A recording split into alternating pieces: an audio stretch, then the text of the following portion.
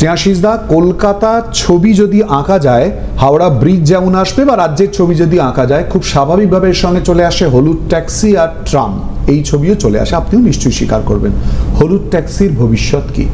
দেখুন, আমাদের প্রায় 4,500 হলুদ ট্যাক্সি আছে, এখনও আছে। এটা তো বিড়লা কোম্পানি তৈরি করতো, সেগুলোই প্রাইভেট গাড়িগুলো অ্যাম্বাসেডার হিসেবে চলতো, আর ট্যাক্সি কিছু তৈরি হয়েছিল হলুদ ট্যাক্সি। তো তাদের উৎপাদন তো এখন ওটা বন্ধ হয়ে গেছে, ফলে গাড়িগুলোর বয়সও অনেক বেড়ে যাচ্ছে। একটা গাড়ির তো নির্দিষ্ট চলার শেষ পর্যন্ত একটা শেষ তো আছেই, ফলে এই গাড়িগুলো যখন অনেক বয়স হয়ে যাবে, যন্ত্রপাতি বিকল হবে, তাকে বাঁচানো কোনো মতে সম্ভব নয়।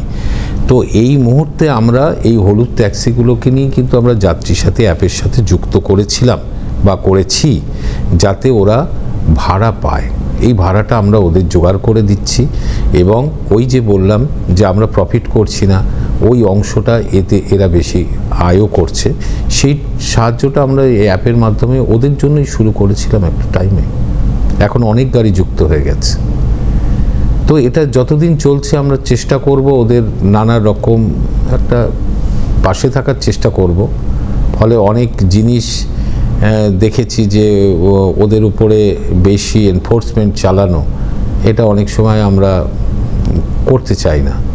যে আমি দেখেছি ওই হলুদ ট্যাক্সিটা চালাচ্ছেন একজন বয়স্ক মানুষ, তার হয়তো সন্তানরা অন্য জীবিকায় চলে গেছে, কিন্তু সেই হলুদ ট্যাক্সি নিয়ে ওই বয়সের মানুষটা চালাচ্ছে। আমি কি এখন তাকে ধরপাকড় করে বলতে পারবো? আমাকে অনেকে জিজ্ঞেস করেছে যে বাবা এত বয়স হয়ে গেছে, এখনও কি করে গাড়ি চালাচ্ছে? আমি সেই লোকটাকে আমি কি করে বাদ দিই?